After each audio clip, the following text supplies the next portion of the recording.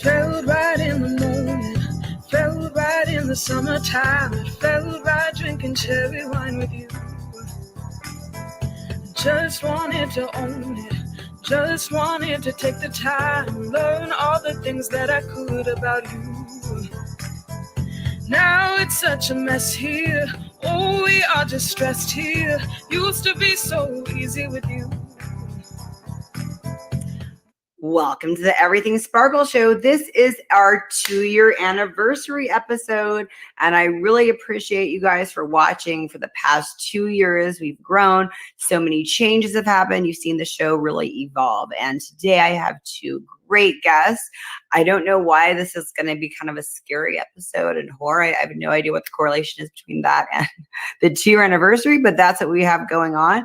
And please do not forget to subscribe to YouTube. We're up to 600 subscribers, and we are hoping to maximize that. Just hitting yes really helps. Tell your friends to subscribe. All of this really helps our show. So subscribe. Welcome to the Everything Sparkle Show. Joe, I am so excited that you're finally on because I watch you. You're like the only other female podcaster I watch all the time, and you're so exciting. You had your year anniversary not long ago, right? I did. How was that? Kind of lame. I honestly, I had so much going on because it was really close to Christmas time, and you know how Christmas gets, especially like this past year. We've had everything's just kind of nuts, right? Like I said, I totally forgot, and then I was like, "Oh crap! It's my year anniversary. I should go live."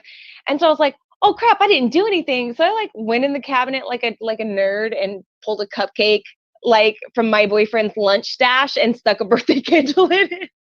That is so funny. Oh I got God. news for you, girl. This is my 2-year anniversary. Yay, congratulations. Oh, has it been 2 years already? I know. I mean, isn't it funny how time flies? I know. It doesn't even, I think the last time I saw you was a couple of years ago, wasn't it? Maybe. Yeah. I think so. Oh my gosh. It doesn't feel like it was that long ago. But that's fucking awesome. Oh, I'm sorry. I don't know if I can say that. You can, yeah. It's a regular podcast. Okay. You can do whatever you want. I love it. Okay. Well, that's fucking awesome. So your show, I mean, so you're in the horror world. What made you decide to go that direction? When you were first thinking about, I want to kind of do a podcast, did you struggle with the content, or you always do straight up horror? I did kind of struggle with it at first because I'm just so interested in so many things. And I was a little conflicted because I am on another show that I've been on for 3 years, well, a little over 3 years, called Girls Gore and Gin. And on that one, we do the occult and true crime, and we cover some horror. It's more real life stuff, real life horror, right. if you will. And I grew up, with the horror genre just rushing over me at every second. So I was just, if I'm going to do something, I want to do something that I know and do something that I really enjoy. And I was like, well, horror is it, but there were some other things I wanted to do as well, but I felt like they'd start becoming too conflicting between shows. So I was like, I'll just stay with this. I'll stay in my lane over here. What were the other ideas? What were some of the things, if you could do another podcast, what's kind of it for you? I would honestly do just a straight true crime, not, there are some times when, the occult will come into play with true crime and different variances, but I would just do just straight true crime. I wouldn't do, paranormal or UFOs or anything. It would just be Crime Talk Daily, that kind of show, and just talk about what's happening currently in the world as far as true crime goes. So what are some of the things you encounter when we say the occult? Is it just that fact that a lot of people who have committed these crimes were worshiping in the occult, or you've seen a lot of things happen? Tell us a little bit about that. Well, as far as there are a lot of true crime, they call them stories, true crime stories, where people they're either involved in a cult that has some elements of witchcraft or devil worshiping or some Right. kind of odd made up like, religion that's just out of nowhere. Like, where the hell did this come from? Like, I think a 4-year-old could tell a better story than that. But just different things like that. Not every true crime situation is, obviously an occult one.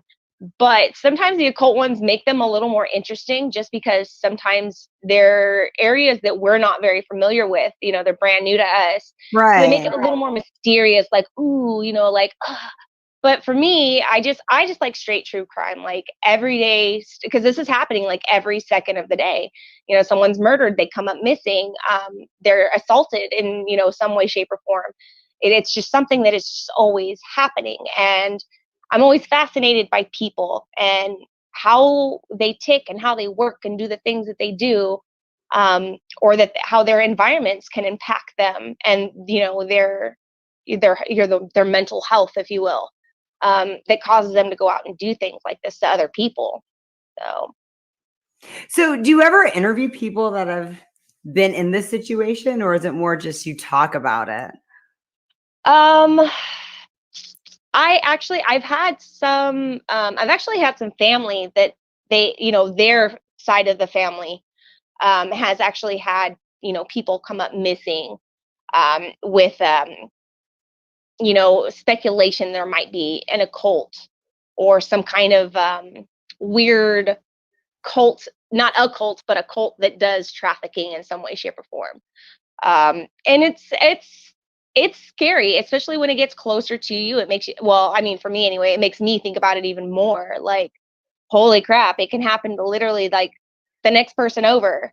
Who's to Right. say it can't happen to me? Or I'm not putting bad juju on you, but put it, like you, like it could happen to you, it could happen to anybody. Um, it's not going to happen to everybody, but it could. So when you've interviewed some people in it, it's more the victims. Have you ever interviewed the murderers? Oh my goodness. No, but I've always wanted to. I've brought up to, for Girls Going Gin, I had actually brought up to Miguel at one time. I was like, hey, I'm gonna go get a PO box, and I think I'm gonna start writing some of these people. And he's like, no, no, no, no, no, no. I was like, I know, but Why? it'll be fine. Oh It's my not like God. it's my, it's not I'm like it's my home disappointed. I address. thought it'd be more fun. Right. That's what I took it to him. I was like, hey, so I'm gonna go get a PO box. He's like, no, don't want no part of that. I'm like, you suck.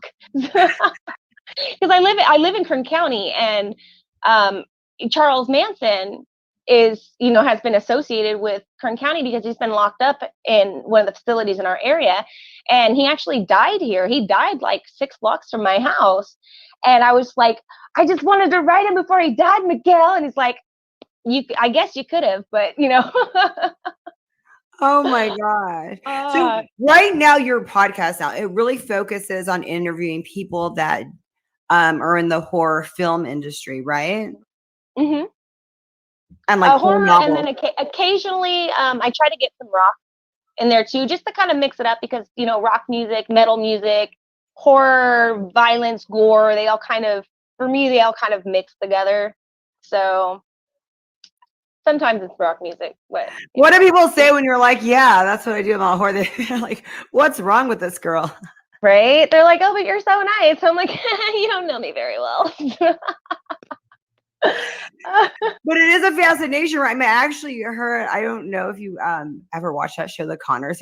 They had this episode last week where the guy was doing a podcast, and he said the most popular content is horror and food. So we're going to start this podcast called "What Doesn't Kill You Makes You Hungry." And I was like, there is a fascination. I mean, it's not like, I guess, because actually on Friday nights I do a cooking segment on Friday nights, so that's kind of funny. that is, It's all like horror related food too, so I try to make it like weird or like based off of a movie or some crap. So I think I missed that. I'm always working Friday nights. I've never seen your cooking segments before. oh yeah, it's just they're kind of, I don't know. I'm still trying to work out how to get it set up to look good. So sometimes I don't have, like, sometimes they're just a voiceover one, and then sometimes they're live, like I'm just trying to make it up live. And I'm like, why the hell did I do this live? I made like I'm telling these people to like not how to make non-edible food right now at this point. Why did I do this live? Like everything has to go to pre-record now. So Oh my. So how often is your show then? Is it twice a week? no, well, it ended up being 5 days a week, like Monday through Friday. But I've been kind of back and forth right now with helping with family, taking care of family right now. So Thursday night, it's like right after Girls Going Gin. I'm kind of, do I have time to squeeze in a real quick show, or do I try to get some sleep, or do I try to do something? So it's hit or miss on 5 nights a week. You know, for the most part, it's When did you consistently start 4 that? right When did now. you start the 5 nights a week bit? I didn't know that. Maybe like maybe a little over a month ago, maybe. So it's not too long ago. Not Okay. too long ago. What made you decide So to do that crazy schedule? not having a job. I'm like, dude, I am bored. I need something to do. That's funny. That's what I did right after the virus. And for 2 weeks, I decided to do my show every day, and that was absolutely not. So I can't believe you've been doing that this whole time. It's not bad. It's really not bad. I mean, I enjoy it a lot. It got to where I couldn't get somebody on every single night. So That's like, the hard part. shit. Is the It booking. is. So I was just like, well, shit. Well, maybe I'll just make it to where at least at minimum on Monday night, I'll make sure I have an interview. And then the rest of the week, I'll just do mixed topics, but try to keep it in the horror genre somehow. So, So how many yeah. guests do you usually have per episode, and how long are your episodes? Well, at the beginning, before they went to 5 nights, it was 2 nights a week, and I did them for an hour. And I think the most people I've had on at one time was maybe four or five, but that was very exceptional. Normally, I have 1 to 2 people on, and they'll be on usually for the same project. Um, but yeah, now that I'm doing them so many days a week, they're about a half an hour now. So I feel that's healthier. Oh yeah, I've heard them do it that often. Yeah, I feel that's healthier mentally. So, So was it helpful to have Girls Gorin Gin before you ventured off into your own podcast? Was it helpful to have that experience? oh, absolutely, absolutely, and just having a friend like Miguel, because I learned so much from him, and I'm that person. If you need help with something, I've got nothing to do. I'm more than happy to rush over and go help you do whatever it is. The hell, even if I don't know how to do it, if I can hold the flashlight for you, I'll be there, man. So Miguel always needed help doing, stuff, and I'm a curious person. So I was like, oh, how's this work? How's that work? What do I do here? And it just kind of like, hey, this is not that hard. Like, this is actually really fun. And I kind of like how this is going. So just, after a while doing Girls More in Gin, I was like, I think I can do this on my own if I wanted to. Like, I don't doubt that I couldn't do this on my own. So So how did you even get involved in this in the first place? a bar.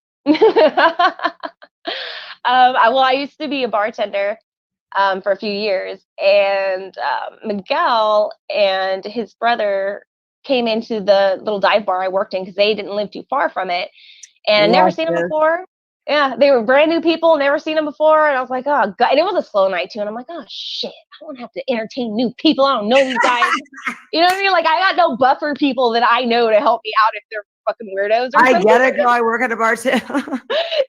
you know, man. I was like, shit.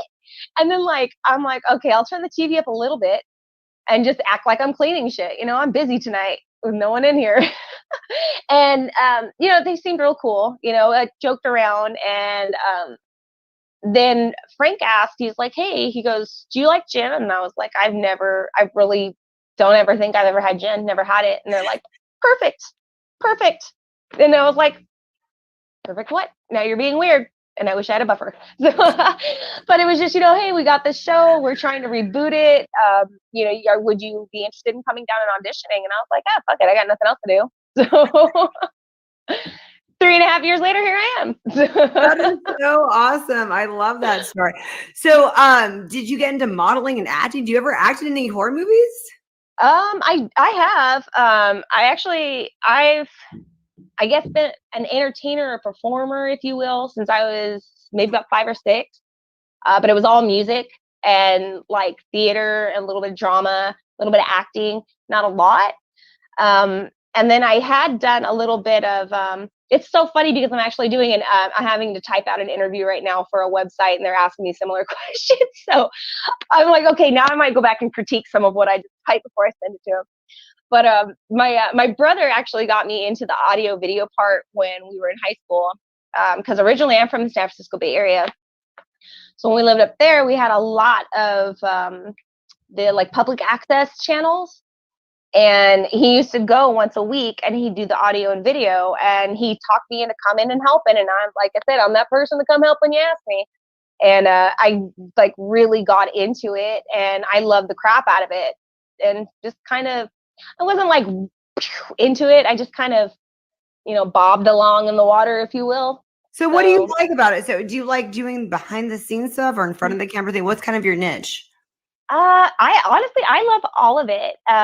But I mean, if I really had to choose, I think it would just come down to the project, honestly. Like, you know what I'm saying? Like, if it wasn't a movie I really wanted to act in, like if I really wasn't interested in a part in it, but I really liked the plot and the idea and the concept, and I got along well with the crew and the director, then I would love to be behind the scenes and help in that way, wherever I could, get in and do it. Right. Because I've done a couple of things behind the scenes instead of, just the clacker thing. I love doing that. The clacker thing. It's so easy. It's so easy. You just stand there, like, wipe the board, write the next thing. So with your show now, okay, tell me the difference between Girls, Gore, and Gin and your show now. Is it just completely you behind doing the podcast? Is somebody else helping you and doing it's all you 100%? It's 100% me. I do everything. The events I go to, the publications I get into, the people I book for the show, all this, everything that I do, the flyers, the advertisements, the commercial, all that is me. So. Wow, that's so cool. I give you props, girl. I'm not nerdy enough to do all the tech stuff, as you can see, as you've experienced firsthand. I'm still learning. I screw up all the time, and then I get so frustrated because I'm just like, why does this seem like it's so easy, but it's just not for me? It's like what the hell? Like, I know. I mean, like, shut. But with the Girls, Gore, and Gin set, who was Miguel running everything behind the scenes with so you kind of got to see that. So that helped you a little bit with that. Yeah, exactly. Yeah, it was just all Miguel basically running it. And we just showed up and did our thing every week. And it's just, Miguel was like, hold on a second, I'm still going, guys. So are you still with the show? Are you still doing stuff with that show? Mm-hmm. Yeah, no, I'm still doing Girls, Gore, and Gin. And when's that on? That's every Thursday night at 7:00 California time on Facebook and YouTube Live. So. And then your show is, you said 8:00 every night now. Mm-hmm. Yeah. So Thursday nights, I'll jump straight off from Girls, Gore, and Gin, and I'll already have my stuff set up and just click on over and roll into the next show. So. That's so cool. What would be your next show then if you were not to do any of this? I see your political stuff on Facebook. I think you and I are kind of similar on politics. Would you ever do a political show? No, because I don't think anybody would really like what I have to say. Well, no, I take that back. I think you'd get a following. I would get a following, but the thing is, though, is that I still think that everybody should have the right to believe what they want to believe without aggressively imposing their beliefs on others. Right.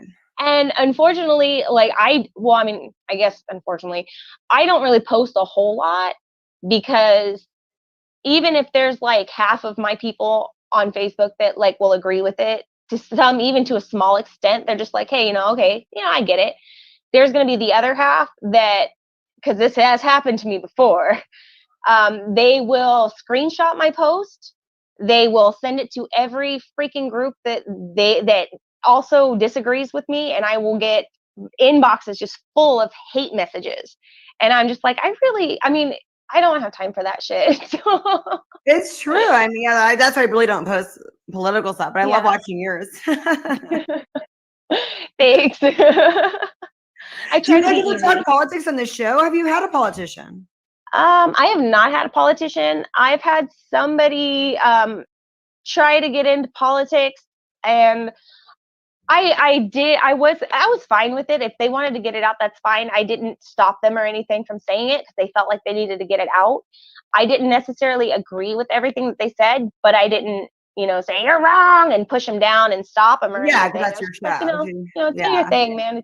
I'm just like, it's your 30 minutes, man. If you need to get it off your chest, get off your chest. I'm not here that's to, perfect. yeah, I'm not here to debate or make enemies with anybody. I'm just here to have a good time. So. Who's I have two questions. Who's the best guest that you've had thus far? Like you had the most fun with, and I know you had a lot, and then who's your dream guest? Like if you could have anybody, who you'd want to have? Damn, those are good questions. Especially the last one. Oh crap. I don't know. I've had so many amazing guests. They're so talented, so easy to get along with, so fun. Shit, I don't know. I guess I can say the first one that maybe at least like, oh my God, this person is actually talking to me, like, was Robert Lasardo and Rocky Gray from Evanescence. Like those two right there, I was like, oh my God, they actually read my message and got back to me. I'm gonna go pee myself somewhere now. This is great. I'm gonna You geek kind out. of just reach out and take a limb and be like, I'm just gonna go out there and see. Yeah. And then like they actually responded. I was like, oh, I'm gonna geek out now. This is great. So and they're super awesome, super nice people. Oh my gosh, so nice. They were such a pleasure to have on. So I was very fortunate, I feel, in that sense, for those two to be on. So, and for everybody else to be on, because if no one was on my show, I wouldn't be sitting here with you right now. So But it is cool to get those people you kind of looked up to that finally you kind of reach out and yeah. talk, and they're like, I understand that. And doesn't mean it's not to minimize anybody else, but it's like we all have that person. Right. And Okay, so the dream one, you got one coming, I know. yeah. My dream one, if I had to have shit, Sparkle, I'm trying to think. If I had to get oh man, I know if I say one name in 20 minutes after we end, I'm gonna say shit, I should have said this one. Did they have to dead or alive? Let's do Like if I something that could could or if I happen. could Let's do have. it live. Let's just do it live for the sake Okay. of the fact that I'm it like could or could have had. Okay, if I could have anybody on my show, you know what? Billy Zane. That would be fucking nuts if I I ever can see him doing it too, actually. really. I love Billy You Zane. gotta When go he on the was in Demon Knight. campaign. Can we do we'll do a campaign for it. Come on, Joe's. Or you like get everybody to share it. It's like, you guys Yeah, throw this shit around. exactly. We'll have a sign, I'll dress up. I'll hold my little crypt keeper, little statue guy, and be like, come on, Billy, you want to do it. You looked hot in the Phantom. You want to wear that onesie again? Well, people don't know. I don't know what's happened for you during this time. But have you noticed people are a little bit more approachable because there's a lot more downtime for people that you kind of can talk to people that maybe before wouldn't have otherwise been on your show because they were so busy. Oh yeah, for sure. I think people being at home too is taken. I don't want to say it hasn't like de-escalated a lot of things in people's lives. It's put on new stresses for people. But I think as far as like the everyday stress that we've been used to, like, oh my God, we've got to run here and we've got to go to work and we've got to pick up kids and we've got to go to all their, a lot of that stops. So I think that kind of like helped people get a little bit of stress off in that way and maybe lightened up moods a little bit. So I don't know. For me, No, I think that's definitely true. So that was like a good time. And so YouTube, we could just subscribe to your show. Do you have a lot of people? Do you have a lot of subscribers? We're trying to build ours up because I haven't put that out there that much lately. I've been working on other things, and it's kind of hard, right? Like to get. It is. It's a lot of time to do podcasting and to do so because the people who make the big bucks, they're a brand. Like when you do this stuff, you're a brand. Like, and you have to promote yourself like crazy. You have to treat yourself like a business. And sometimes it's just so hard because it takes so much time and research and just so much stuff. And I found that YouTube's a little hard for me to get a lot of subscribers on there. That one's a little tricky. Yeah, Facebook is Yeah. super easy. Instagram's hella easy. Twitch, I'm kind of still learning Twitch because I'm not You play your show through super. Instagram? You do Insta lives? No, I rarely do the Insta lives because you can't hook it to StreamYard because they don't support that Right. platform. That's what I was gonna say. Well, you said Instagram's easy, and I'm like, to me, Instagram wasn't one of Oh those. no, to get followers and Oh, yeah, and yeah, stuff yeah. on Instagram, way easier because shit, I think I have more followers on my Any Last Words Instagram than my personal one. I'm like, damn, like this is easy, so cool. But YouTube's kind of tricky. I actually had somebody not that long ago send me a couple of videos and was giving me some pointers and suggestions for YouTube. Because you have to label things a certain way, I guess, Oh, I know. because I'm so it's bad like at a all search that. engine, right? Right. It's some weird crap, and then you have to like tag certain word. I'm just like, oh, Yeah. So like, yeah, today it's like we got 600 subscribers, and that seems kind of cool. But then I was like, if I've been on for 2 years, that means I didn't even get a subscriber a day. Like, oh yeah, I've done I'm those like, kind of numbers too. I've been lagging, you know what I mean? But then it's like people watch it, but then it's just like, it's you have to go through every channel that you're on. So I was just wondering what you were kind of going through with all that. I mean, did you notice if you carried over a lot of girls Gore and Jin followers onto Any Last Words? Did you ever notice any of that, or you kind of had to start all over with? I kind of did have to start over. I had a few because I was really trying to keep the two separate because I didn't want it to feel like to anybody else. I'm not saying it would have been, but I was just trying to keep my slate clean, if you will. Um, I didn't want to make it feel like, I'm leaving and I'm starting my own show and I'm taking everybody with me kind of thing. You know what I mean? Yeah. So I was always kind of like low key with the show, especially at first, because I didn't want anybody to feel that way, and I didn't want it to seem that way if it did happen. Right. So I kind of just told a couple. I think there was like maybe 3 or 4 viewers that we've had since the beginning that like I message like almost on a daily basis. So I'm already pretty close with Don't them. you love fans like that? Isn't that the Oh best? yeah, they are the best. I love it. And then like because well, I mean, I end up sending stuff to them, and then they'll randomly buy me things and send it to me. And I'm like, this is cool because it's like an extended family, if you will.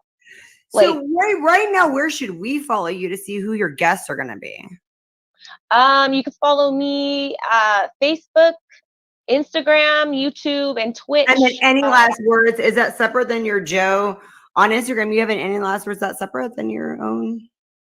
Well, they made me put the Joe at the end because somebody else already had Any Last Words. Okay. So there's a couple where if you just put J-O at the end, you'll find it. So Perfect. We're going to keep up with you, girl.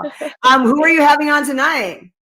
Tonight's a free topic. I'm gonna do some news tonight. Some stuff in horror. We've got movies coming out. There's actually some stuff in rock, some scandalous shit that's been coming out that I'm gonna talk about. And yeah, and then it's just Well, I can't wait, girl. I'm gonna watch. Thank you for having me on. I was like coming on. I want to have you on she again. asked me.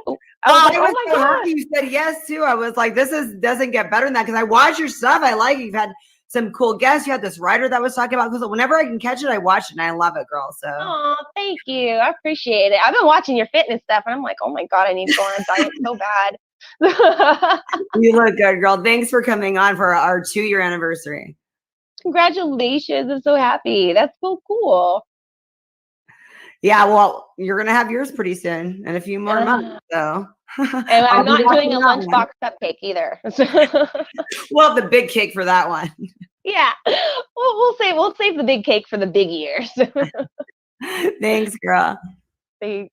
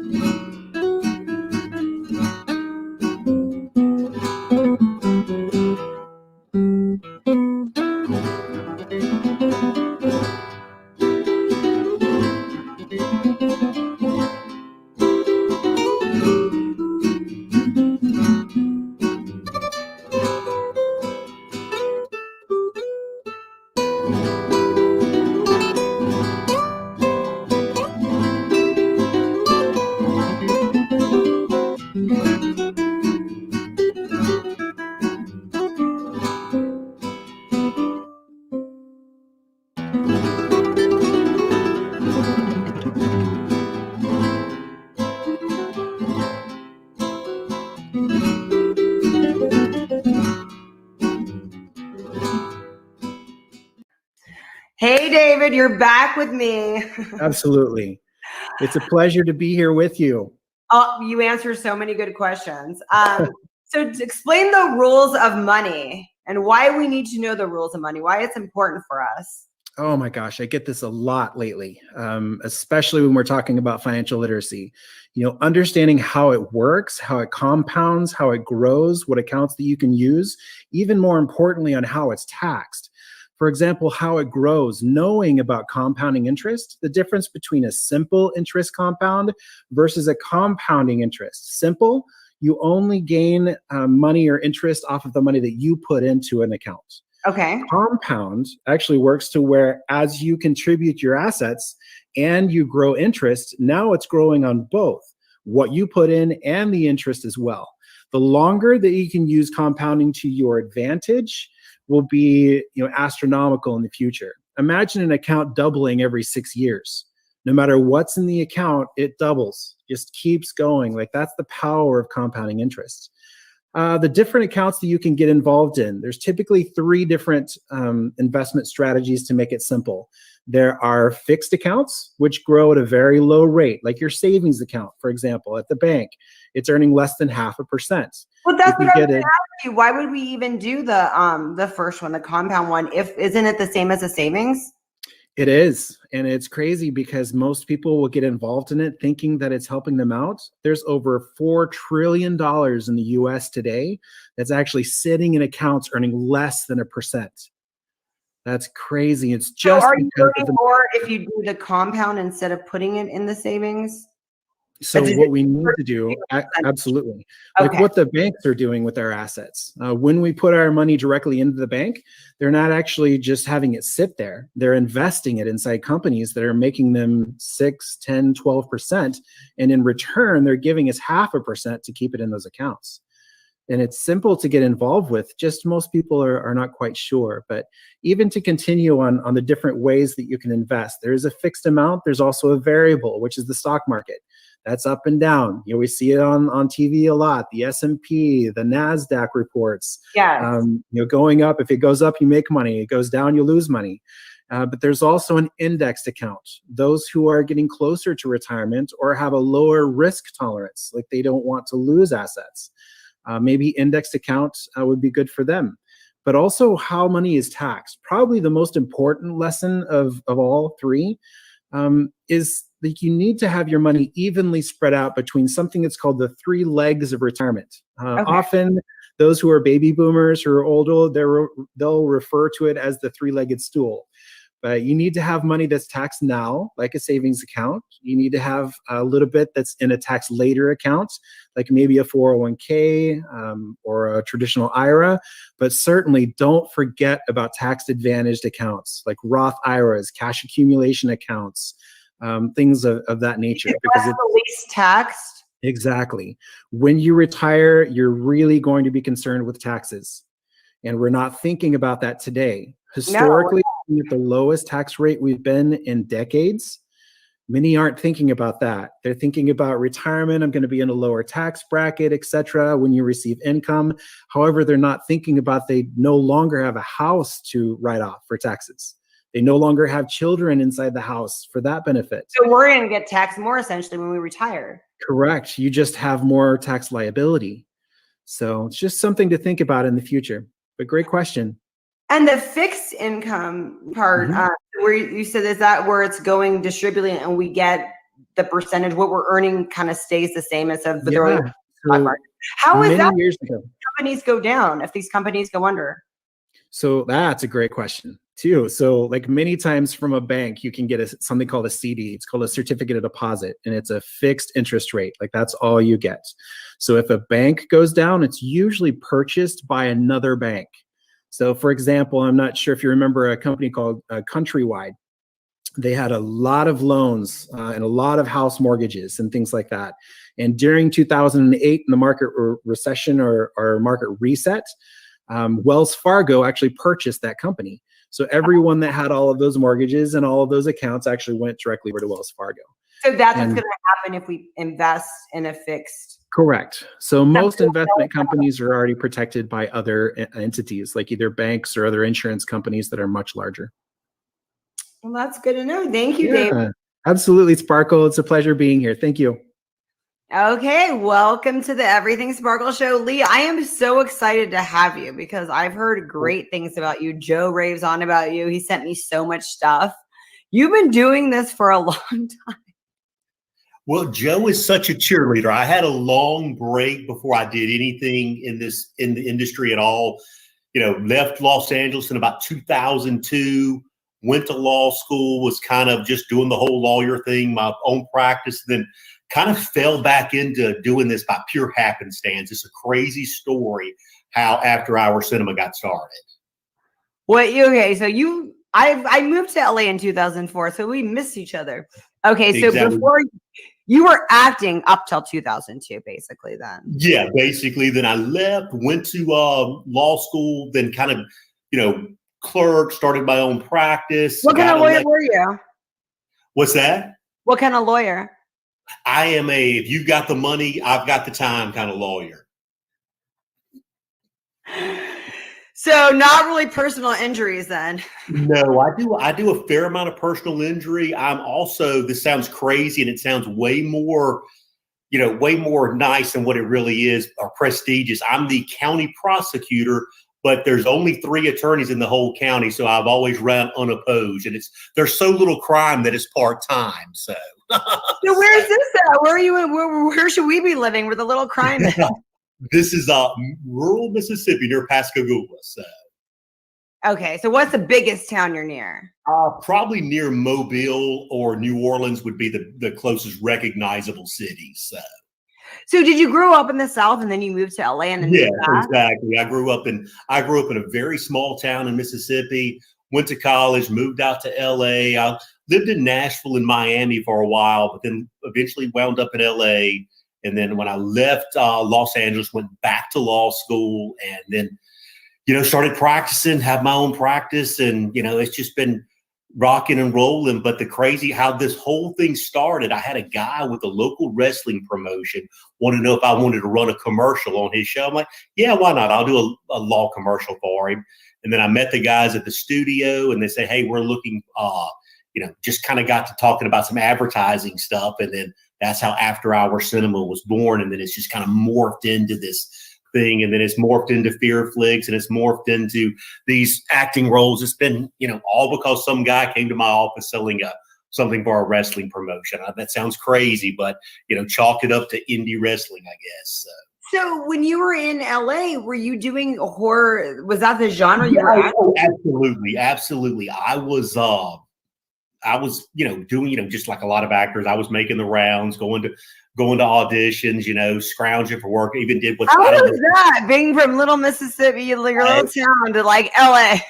It's pretty intimidating. I mean, there's only 1,000 people in the town that I lived in. I would say, I don't even know if they still call it 99-seat theater. I did a lot of 99-seat theater out there. Got in, I did a few trauma films, did some horror films when I was out there, had some under 5s. I don't know if they still call it that anymore. Just kind of, and then I just said, look, I need to kind of do something else, shift gears. And then I said, well, I'll go to law school. I took the LSAT, and that's what happened. So you act like it's just like, that's a big decision. You're like, are you happy that you did all that? I mean, that's kind of cool. Oh, absolutely. Absolutely. You're doing it all right now. And then, doing the show, meeting Joe Williamson and Dustin and Sherry Davis and Jennifer Nangle and D.T. Carney. I mean, just meeting all these great people that kind of reinvigorated me to kind of get back into doing this. And then the station, Tim Wall and Hunter Bickham decided they were going to shoot a feature called Interfere, had a small part in that, and that just took off and ballooned into this phenomenal project for our first feature. And that's what kind of led to Fear Flicks, and then syndicating through Peg Media. It's just been, like I said, it's just been a whirlwind. So you did a commercial for local wrestling. Then they're like, okay, then have a show, have After Hour Cinema. So you tried that out. Then you started throwing some features, and then now you have a streaming service, kind of a streaming channel. Yeah, I think that in conjunction with Hunter Bickham and Tim Wall. They're phenomenal directors and editors. They're kind of the brainchild of the local MeTV affiliate. And it's just, like I said, it just one thing morphed into another. So how do And we subscribe to the streaming channel, or how do we get it? or Can we you access- just go to the Roku channel store, type, go put in Fearflix. It's only $6.95 a year, and there's some content that you will not see anywhere else. It's a great price point. Wow. And so how long has that even been in existence? Oh, it's been only about a month. We just had our month anniversary. I and we've got love this. Well, by the way, Lee, this is my 2-year anniversary for the Everything Sparkle Show. Real special, you're on it. Congratulations. I'm happy to be on Happy Everything with Sparkles. So we're gonna celebrate my 2-year and your 1 month, but that's really sweet. I've got a bourbon. I've got some bourbon sitting directly behind this laptop. So this is so exciting. Okay, so tell me a little bit about that. Doing this during a pandemic, launching a channel like this, is it kind of helpful a little bit because now we're all kind of wanting to watch TV a little bit more? I think it's actually, I hate to say it, but I actually think it's helped. You've got much more of a captive audience, and you've got people are, they're much more responsive. People are wanting to recycle older content that it's after it's kind of played out. And we brought in some great people like Pamela Such, Monica Hayes, and like I said, Sherry Davis and Jen Nangle. We actually flew them to New Orleans. They came and shot a lot of segments to host some of these older classic films. It's kind of a mix between indie horror and classics, as well as, we do a lot of horror shorts, a weekly top 10. Like I said, it's kind of taken off a life of its own. We've got some local talent. We've got a model named Rachel Waits and Elise Costin that have just been phenomenal.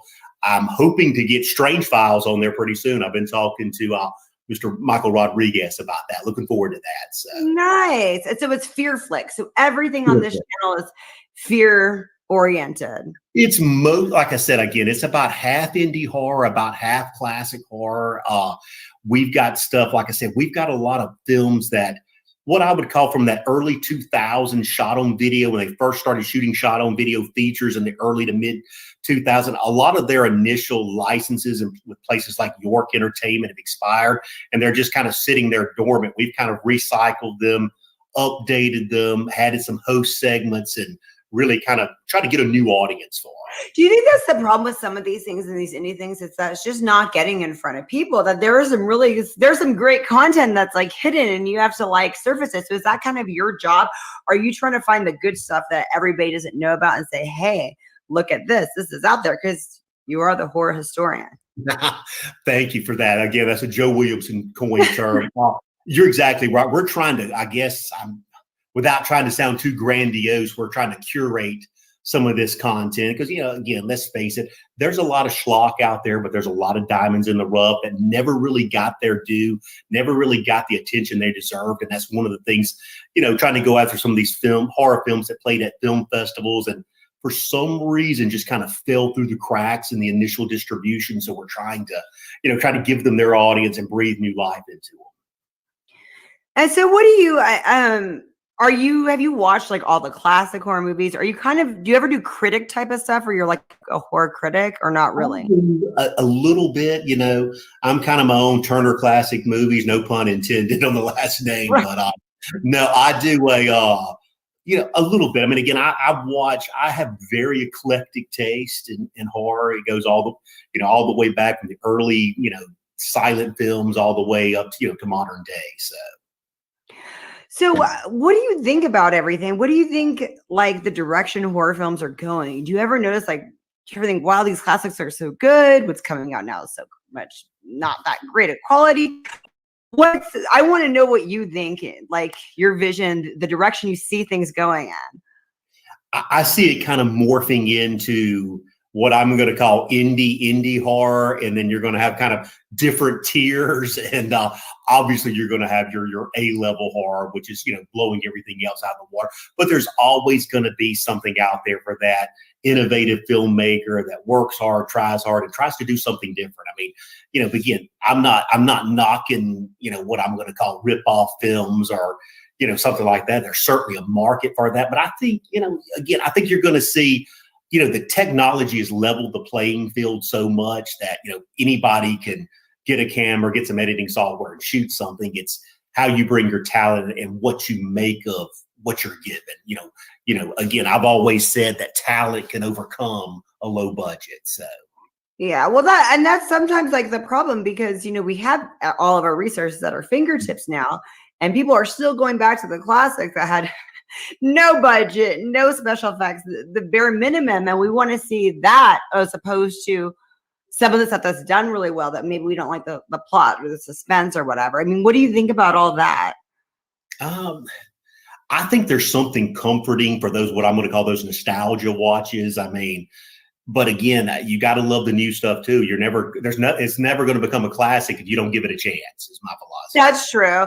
What's one of the best horror films that we would know about, so not super indie, that you think has come out in the last 20 years? In the last 20 years that really impressed me, God, and I always give this standard disclaimer. This is almost sounds like a cop out, depends on the subgenre. I really, I think some of the, there's the paranormal subgenre. I did an article the other day. Somebody asked me that, and it was made in 2012. I mean, obviously it spawned some sequels, but Sinister with Ethan Hawke was a great film that probably would have been 20 years ago, would have been a big, much more broadly released in theaters horror film that probably would have got a little more credit, in my opinion.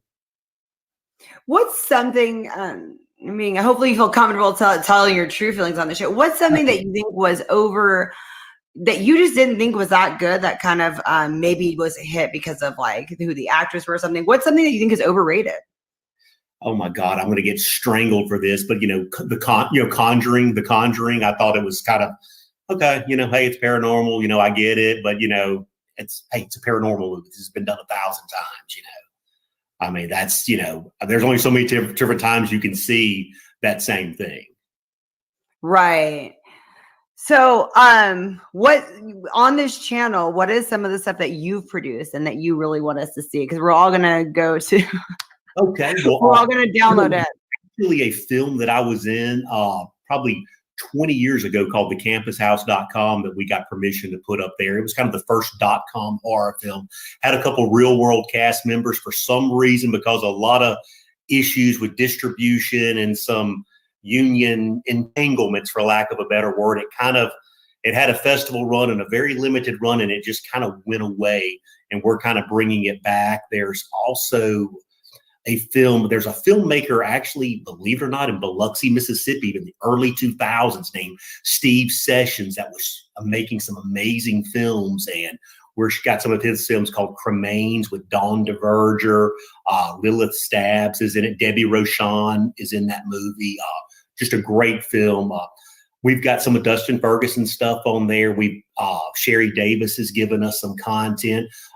Jennifer Nangle, a lot of people know her as Queen Malvolio. We've shown a lot of her short films, and some of those are just some very unique work. So we're looking forward to showcasing those some more. There's also James Ian Meyer out of Indiana has given us a movie called Blood Cove that is very well done. Again, we're hoping to bring it to a bigger audience. And then what are some filmmakers we should be looking out for, some indie filmmakers that you think are not, that really needed, that everybody should be watching out for? Who's the big it factor that we should be looking out for? Well, I am really liking these guys, and I'm not saying this only because I've met them, but I've really liked Matthew Fessel and Matt Liao's movie Hacked, and they're shooting a new movie right now called Shadow Marsh, and I'm very excited about that because they obviously, Hacked had a very constrained budget from what I saw, but I mean, it's a phenomenally well done, and it shows what talent can do despite the budget. So nice. And then what do you think of the movie The Hollows? The Hollows. I'm going to withhold comment on that, Sparkle. Okay. I only bring that up because it was filmed in my hometown, so I just kind of wonder what you thought about it. I mean, I thought it was, I enjoyed it, but it's just, again, not knocking the film at all, but it's not something that, it's just not my particular subgenre. But again, it was, done well for what it was, Right. So how does this play into you doing law, being a lawyer right now? Did it help you when you got into this and you're like, we're going to do a streaming channel, we're going to do these films, I'm doing this show? How did it intertwine in some way or not really? It's just Again, the whole show was just a way to, my commercials would run during the break. And a lot of times I would put clients on the commercial. I had a former Miss Mississippi being she did one of the commercials. So it just, obviously, I can read the licensing agreements and things of that nature. So that saves time. You don't have to hire a lawyer, so that part's a good thing. yeah, exactly. Did a little fine, obviously dotting the I's and crossing the T's, but I mean, it's been it's just it's an escape. This is I don't want to say hobby because it's more than that, but it's a nice kind of creative release, for lack of a better word.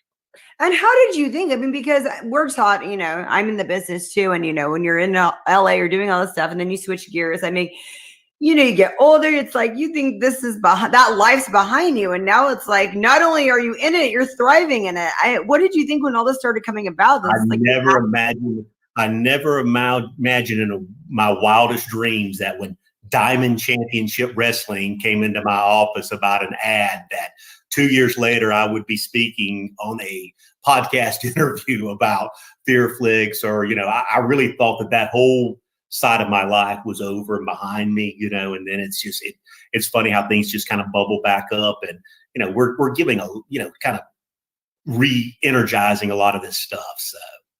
And how are you able to do all this in a small town? Do you have to do a lot of travel, or are you able to really run everything from where you are? Well, again, Tim Wall and Hunter Bickham are kind of the main driving forces behind Fear Flicks. I'm certainly a part of it. I help get content. They're running a lot of the stuff where they are in your city. Yeah, they're all the tech stuff. I mean, they're doing all the tech stuff. I need my own personal geek squad. I mean, they're phenomenal with the editing and the software and the tech side of it. The tech side, I'm completely lost. So. You and I have that in common. But again, that's why I have a tech person helping me all the time. And I'm sorry when I said earlier about that, I meant the gallows, and I think I said the hallows.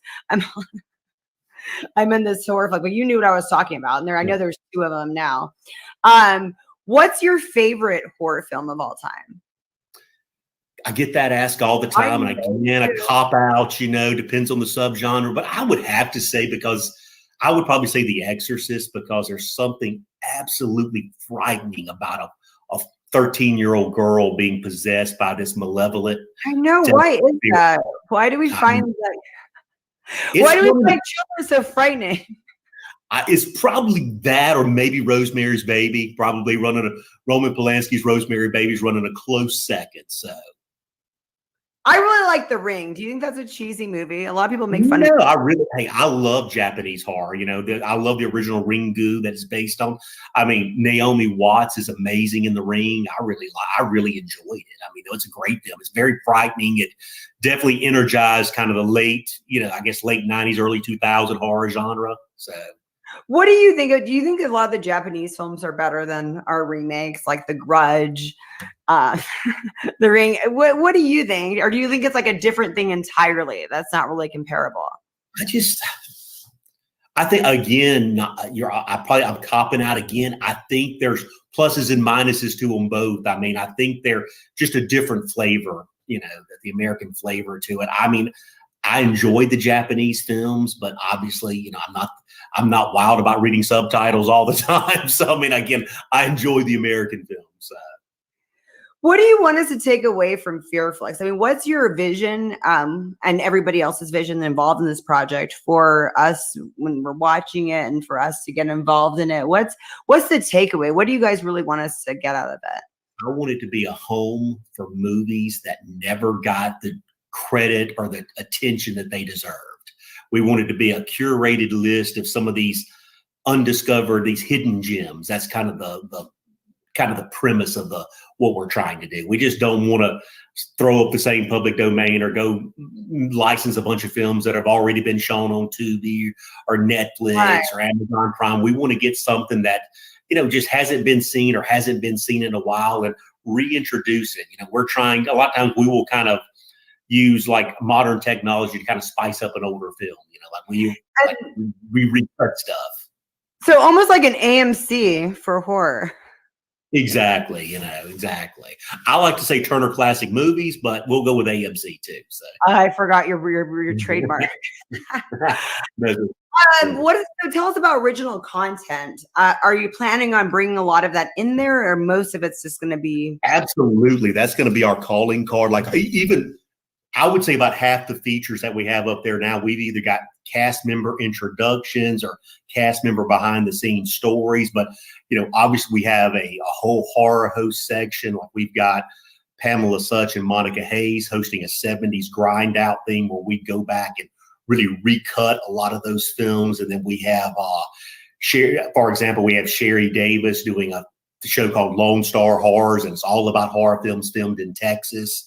I am so excited about this, Lee. I can't even tell you. I mean, this is like we're looking forward to having you on the show. So, and then we have Queen Malvolia, Jennifer Nangle. I go back and forth of what I'm going to call. She has a show called Gothic Horrors, and it is Hunter Bickham did an amazing job editing this together. And then again, I like a lot of the old silent films, and we have model. I Rachel like that too. I want to see that. So there's gonna be a lot of silent films. Yeah, there's we've got.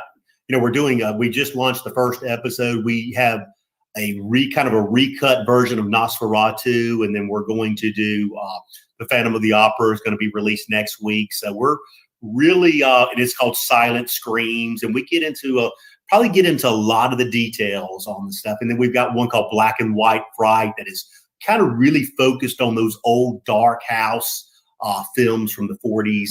Late 30s through the 40s. So it is exciting. There's nothing like this out there, is there? I haven't heard of anything. Not that I've seen, and again, like going back to some of the Wave content, we've even got some Wave production movies, which were probably the first shot on video horror films in the 90s. We've got some of the actresses and talent that were involved, sending us intros and sending us little behind the scene clips that we're using to re-energize the film.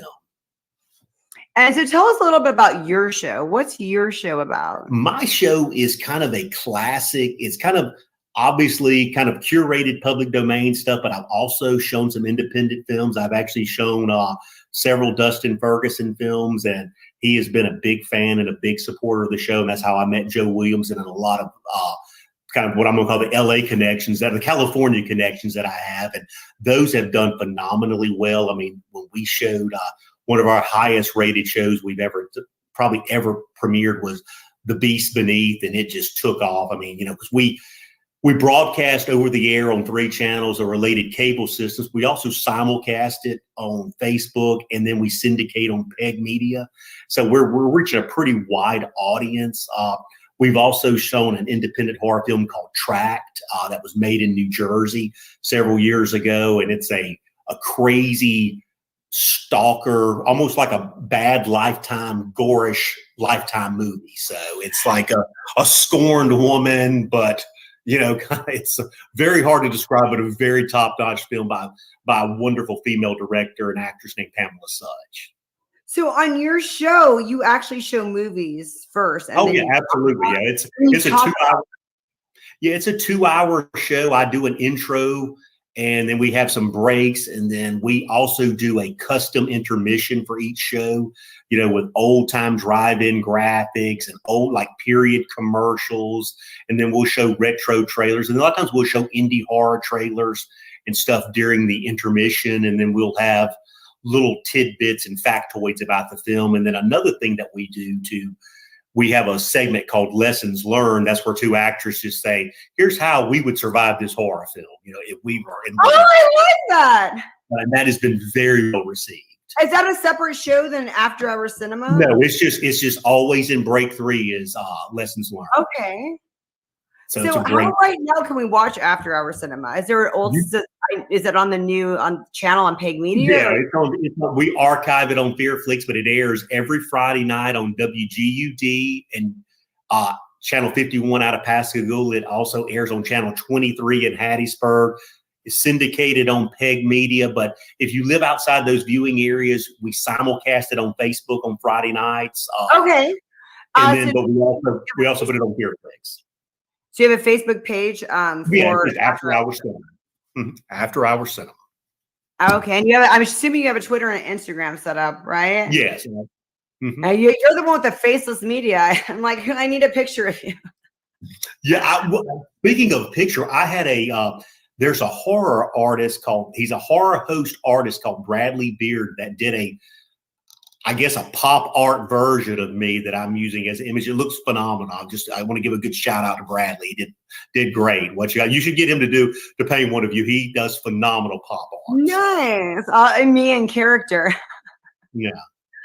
He's got, Can we subscribe to the show? Is this ever do a YouTube version or not really? I haven't ventured into YouTube. That's kind of the next domain to kind of enter into. Again, now sometimes we'll simulcast, throw it up on WGUD's YouTube page, but primarily just over the air in the local cable systems, and then simulcast, and then you can catch it on Fearflix. I'm so excited about Fearflix. So everyone's got to go Roku. Look at the apps within Roku and just go to the Roku channel store. Thank you so much. Like I'm hoping we can get some of your content on there. So looking forward to that. This is a great way to celebrate my 2-year anniversary is having you on here, Lee. Well, thank you so much. I'm glad to be here. It's my first podcast, first live interview like this ever. So I'm looking forward to it. Oh, you're great. You have a source of information, my horror historian. Felt right in the morning, felt right in the summertime. It felt right drinking cherry wine with you. Just wanted to own it, just wanted to take the time, learn all the things that I could about you. Now it's such a mess here, oh, we are distressed here. Used to be so easy with you. Now I must confess here, oh, I must confess dear, don't think I'm in love with you. Winter is coming and I don't know what to do. And there's no more use in running, no more running to you. And I don't want your loving, I don't want to be just friends, knowing all this time we were playing pretend.